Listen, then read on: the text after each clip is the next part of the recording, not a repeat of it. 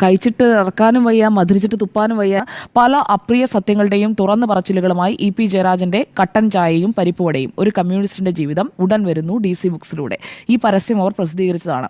ഈ വിഷയത്തിൽ പാർട്ടിയെക്കാളും പെട്ടുനിൽക്കുന്നത് DC books ആണ് എന്നതിന്റെ പ്രധാനപ്പെട്ട കാരണം ഇന്നലെയാണ് DC ബുക്സ് അവരുടെ വെരിഫൈഡ് ആയിട്ടുള്ള പേജിൽ, അത് ഹാക്ക് ചെയ്തു എന്ന് ഇനി പറയുമെന്ന് എനിക്കറിയില്ല, ഹാക്കിങ്ങിൻ്റെയൊക്കെ കാലമാണല്ലോ. അപ്പോൾ DC ഈ പുസ്തകത്തിന്റെ കവർ പേജാണ്. ആ കവർ പേജ് ഇന്ന് ഇ.പി. നിഷേധിക്കുകയാണ്. ഞാൻ എഴുതിക്കൊണ്ടിരിക്കുകയാണ്. അതായത് അയാൾ കഥ എഴുതുകയാണ്. എഴുതി തീരാത്ത ഒരു കഥ എങ്ങനെയാണ് ഉടൻ പ്രസിദ്ധീകരിക്കാനായി PDF ആയി എല്ലാം തയ്യാറാക്കി DC ബുക്സ് തയ്യാറാക്കി വെക്കുന്നത്? അപ്പോൾ ഇവിടെ DC ബുക്സ് ചില കാര്യങ്ങൾ ഹൈഡ് ചെയ്യുന്നുണ്ട് എന്നാണ് ഞാൻ കരുതുന്നത്. ഇൻസ്റ്റഗ്രാമിൽ ഇ.പി. ജയരാജനെ കൂടി ടാഗ് ചെയ്തുകൊണ്ടാണ് ഈ ഒരു ആഡ് അവർ പബ്ലിഷ് ചെയ്തിരിക്കുന്നത്. ഒന്നുകിൽ ഇ.പി. നുണ പറയുകയാണ്, അല്ല എങ്കിൽ അദ്ദേഹം ജെനുവിനായി ഈ കാര്യങ്ങൾ പറയുകയാണ്. ഇതിന് രണ്ടിനുമുള്ള സാധ്യതയേ ഉള്ളൂ എന്നാണ് ഞാൻ കരുതുന്നത്. അപ്പോൾ കട്ടൻ ചായയും പരിപ്പുവടയും അതിൽ നിന്ന് തന്നെ തുടങ്ങാം.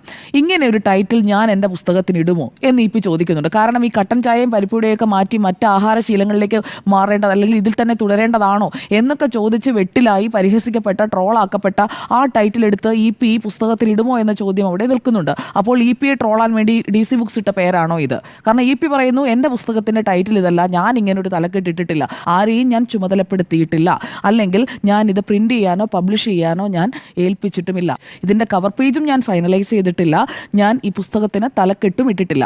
അപ്പോൾ അദ്ദേഹം എഴുതിക്കൊണ്ടിരിക്കുന്ന ഒരു കാര്യം, അദ്ദേഹം എഴുതിക്കൊണ്ടിരിക്കുന്ന അദ്ദേഹത്തിൻ്റെ ആത്മകഥ, ആ ആത്മകഥയ്ക്ക് അദ്ദേഹം ടൈറ്റിൽ ഇട്ടിട്ടില്ല, തലക്കെട്ടിട്ടിട്ടില്ല. അപ്പോൾ ഈ കട്ടൻ ചായയും പരിപ്പുവടയും ആരുടെ അടുക്കളയിൽ വെന്തതാണ്? അതാണ് ചോദ്യം. ആ വെന്ത് പുറത്തേക്ക് ഇറങ്ങുന്ന സമയവും പ്രധാനമാണ്.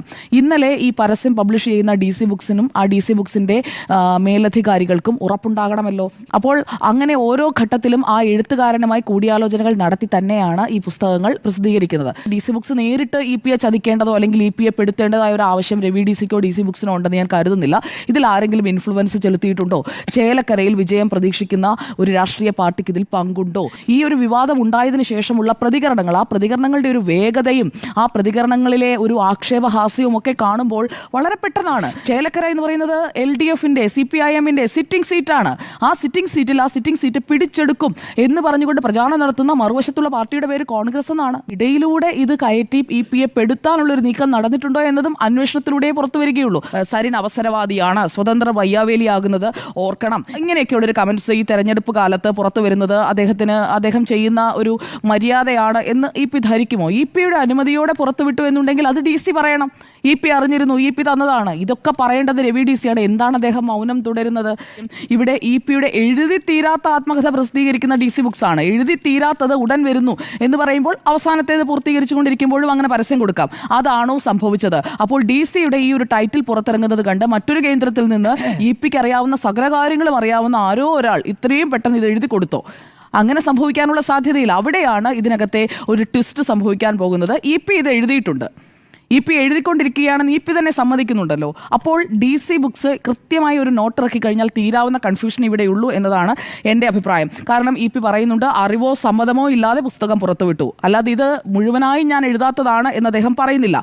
മാപ്പ് പറയണം, പോസ്റ്റുകൾ പിൻവലിക്കണം, തെറ്റ് പരസ്യപ്പെടുത്തണം, ഇല്ലെങ്കിൽ നിയമ നടപടി. അപ്പോൾ ആ തെറ്റ് പരസ്യപ്പെടുത്തുന്ന ഇ.പിയുടെ അനുമതി ഇല്ലാതെയാണ് ഇത് പുറത്തുവിട്ടത് എന്ന ഒരു വിശദീകരണക്കുറിപ്പാണോ DC ബുക്സിൽ നിന്ന് വരാനിരിക്കുന്നത്. പക്ഷേ അതിന് ഡാമേജ് ഇസ് ഡൺ. അപ്പോൾ ആ സെലക്റ്റീവായിട്ടുള്ള ആ ചർച്ചകളൊക്കെ നടത്താനുള്ള മെറ്റീരിയൽസ് എല്ലാം ഇപ്പുറത്ത് കിട്ടിക്കഴിഞ്ഞിരിക്കുകയാണ്. സിറ്റിംഗ് സീറ്റായ ചേലക്കര എങ്ങാനും കൈവിട്ട് പോയിട്ടുണ്ടെങ്കിൽ ഇപ്പിയുടെ കാര്യത്തിൽ തീരുമാനമാകുമെന്നുള്ളതും ഉറപ്പാണ്. കൈവിടാതെ ഇരിക്കട്ടെ എന്ന് ഇപ്പിക്ക് ഇനി പ്രാർത്ഥിക്കാനേ പറ്റുകയുള്ളൂ.